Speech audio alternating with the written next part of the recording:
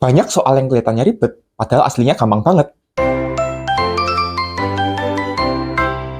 Halo semuanya, hari ini aku mau bahas 5 soal yang sering muncul dan sering bikin bingung, padahal sebenarnya itu gampang banget loh. Kita mulai aja ya langsung dari soal yang pertama, yaitu untuk menyederhanakan pangkat. Nah, di sini kita punya soal pangkat yang sampai ribuan gini. Kita coba tulis soalnya dulu ya.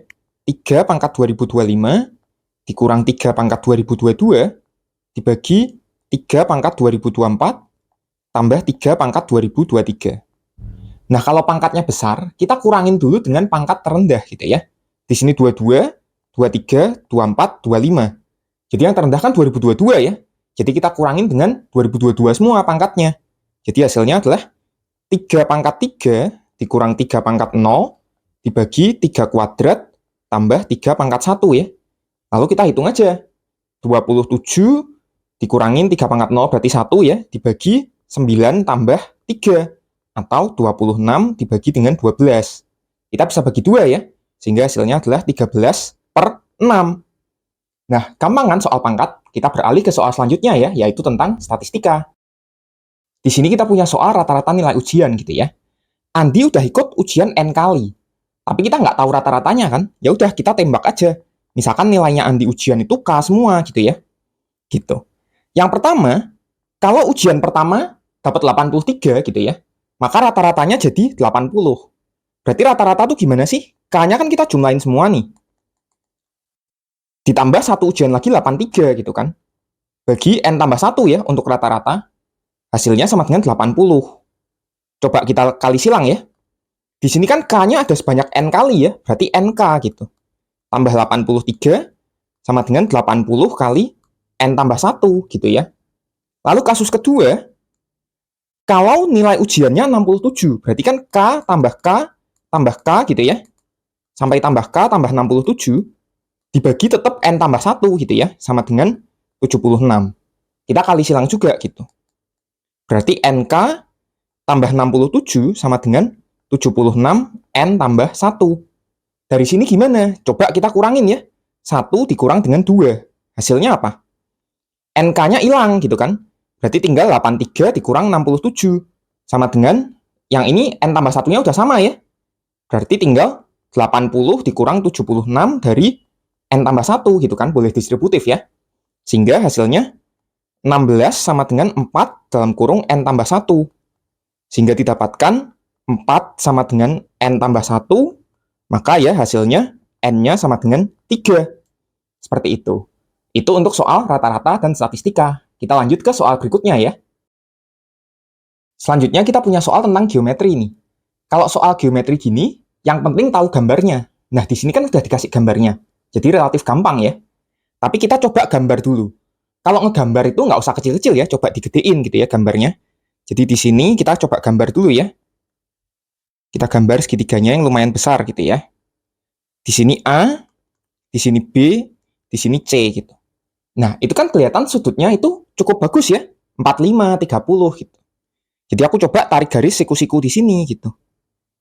Kalau siku-siku kan 90. Berarti kalau yang atas ini 45, yang sini juga jadi 45 ya. Kalau yang ini 30, yang ini jadi 60 gitu. Misalkan di sini aku kasih nama titik D gitu ya. Nah, coba misal panjang BD ini aku kasih X gitu. Maka panjang AD juga X gitu ya. Ingat segitiga istimewa 1, 1 akar 2 ya, sudut 45. Dan juga kalau BD-nya X, maka CD-nya itu X akar 3. Ingat segitiga istimewa 30, 60, 90 gitu ya. Jadi kita punya apa? AC itu sama dengan X dikali 1 tambah akar 3 gitu ya. Tapi ini kan nilainya sama dengan 4 gitu. Karena dikasih tahu AC panjangnya 4 ya. Berarti X-nya sama dengan 4 dibagi 1 tambah akar 3 ya. Lalu kita coba rasionalkan. Jadi kali akar 3 min 1 per akar 3 min 1 gitu ya. Sehingga hasilnya adalah 4 kali akar 3 min 1 dibagi dengan 3 min 1 gitu ya. Atau berarti 3 min 1 ini kan 2. 2 bisa aku coret sama 4 ya. Berarti jadi 2 gitu ya. Berarti X-nya jadi 2 kali akar 3 min 1 gitu. Terus yang ditanya apa? Luas segitiga ABC. Jadi kalau luas ABC itu berarti setengah alas kali tinggi ya. Di sini alasnya aku pakai yang AC, tingginya aku pakai yang BD gitu ya. Jadi setengah kali 4 kali 2 akar 3 minus 1. 2-nya aku coret ya. 2 sama 2. Jadi kita bisa kalikan secara distributif. 4 akar 3 minus 4. Jadi seperti itu kalau geometri. Kita lanjut lagi ya. Kita berlanjut ke soal bilangan ya. Di sini ada 2 buah kota gitu ya, punya berapa banyak sapi gitu. Kalau punya soal seperti ini, paling gampang itu dibikin tabel gitu ya. Maksudnya tabel gimana? Jadi aku bikin di sini kota A, di sini kota B gitu ya. Dan juga tabelnya itu banyak sapi saat ini gitu ya. Saat ini banyak sapi di kota A berapa? Di kota A adalah 1000 gitu ya. Di kota B 750. Nah, terus aku juga pengen tahu X tahun yang akan datang ya. Jadi dalam X tahun itu bagaimana? Di kota A, tiap tahun nambah 80 sapi. Berarti dalam X tahun akan ketambahan 80X gitu ya. Jadi 1000 tambah 80X gitu. Kalau di kota B, tiap tahun nambahnya 10 sapi. Berarti 750 tambah 10X gitu. Nah, ditanyanya apa? Sapi di kota A 3 kali banyaknya sapi di kota B gitu ya. Berarti 1000 tambah 80X sama dengan 3 kali 750 tambah 10X gitu ya. Berarti yang kiri tetap 1000 tambah 80X. Yang kanan kita distributifkan ya. 2250 tambah 30X gitu. Berarti dapatnya 80X dikurang 30X ya, pindah ruas ya. Sama dengan 2250 dikurang 1000. Atau artinya 50X sama dengan 1250. Artinya X-nya sama dengan 1250 per 50 ya. Atau 25. Berarti 25 tahun lagi gitu kan. Tapi lihat yang ditanya apa? Yang ditanya adalah banyak sapi di kota B gitu kan. Berarti 750 tambah 10X sama dengan 750 tambah 250 gitu ya. Berarti sama dengan 1000. Kayak gitu. Gampang ya soal bilangan. Sekarang kita berlanjut ke soal terakhir, yaitu tentang trigonometri. Nah, soal ini kelihatannya ribet ya teman-teman. Padahal kuncinya cuma 2 sebetulnya. Kunci yang pertama adalah kalian harus ingat untuk mengubah sudut ya. Jadi cos X itu akan sama dengan sin dari 90 minus X gitu ya.